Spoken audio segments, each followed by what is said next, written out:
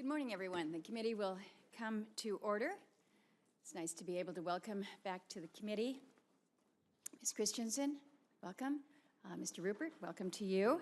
We're here this morning to discuss the outlook for the 2018 wildfire season. Just based on what we already know to date, it doesn't look good. Last Friday, the National Interagency Fire Center, which is a joint operation between the Department of Interior and the U.S. Forest Service, released its monthly Wildland Fire Potential Outlook for June through September. Warmer and drier than average conditions are anticipated, and the Southwest in particular is at very high risk for wildfires due to elevated drought conditions and strong winds. I feel like a weather reporter here. The Tinder Fire, sparked on April 27th in central Arizona, marked the first large-scale wildfire of the season in the West. There are now several significant active fires, including massive blazes in Colorado and New Mexico, that are already forcing evacuations. Already this year, almost 24,000 wildfires have burned about 1.7 million acres across the country, and this is just June the 5th. The number of wildfires and acres that ultimately burn in 2018 depends not only on wildfire potential and forest conditions, but on the timing of lightning strikes and human-caused ignitions. Nationwide, people are responsible for starting 84% of the wildfires. And by starting so many fires, many through human carelessness, people are essentially lengthening the fire season into the early spring and later fall, times of the year when lightning just doesn't have a major role. The Eagle Creek fire that raged through the Columbia River Gorge in Oregon in 2017 started by a teenager that was messing around with firecrackers, just one of many examples. So with the 2018 fire season upon us, I want to start with a plea to people everywhere. Just please be smart about fire. We can make a measurable difference in what this wildfire season ends up looking like, and it starts with being careful. It's also time to execute a multi-pronged federal, state, local strategy to meet the increasing challenges presented by wildland fire in a cost-efficient manner. First is innovation.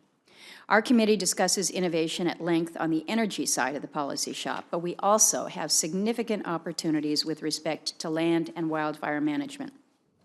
Last fall, we held an entire hearing on wildfire technology.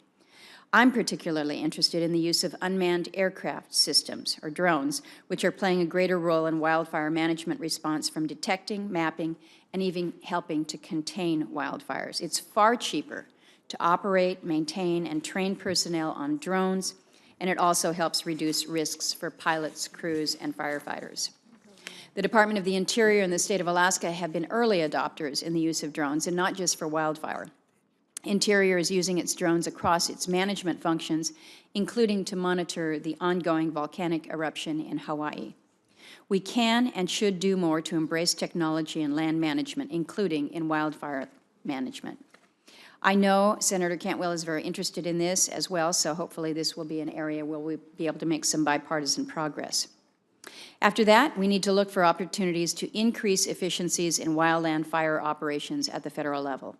The Forest Service and Department of Interior have long coordinated aspects of their suppression programs through the National Interagency Fire Center, but collaboration could still improve in procurement, budgeting, information technology, and human capital. One program to focus on, of course, is aviation services. I still don't fully understand why Forest Service and Interior have their own separate programs. I've also said over and over that wildfire is not just a budget problem. It is a management problem, meaning that we must actively manage our forests. In Alaska, we've seen the benefits of upfront investments in hazardous fuel reduction and fire breaks before fires start. Back in 2014, a large, strategically placed fuel break between the Kenai National Refuge and Soldotna saved homes and lives during the massive Funny River fire. Then in 2015, hazardous fuel reduction treatments conducted a few years earlier around Sterling reduced the wildfire risk to that community during the Card Street fire. In the FY18 omnibus, Congress provided significant funding to address wildfires. We also provided some new authorities, not necessarily at the level that I believe are necessary, but what we could characterize as a start. The agencies wanted those authorities, So we certainly expect them to put them to good use. So no excuses there.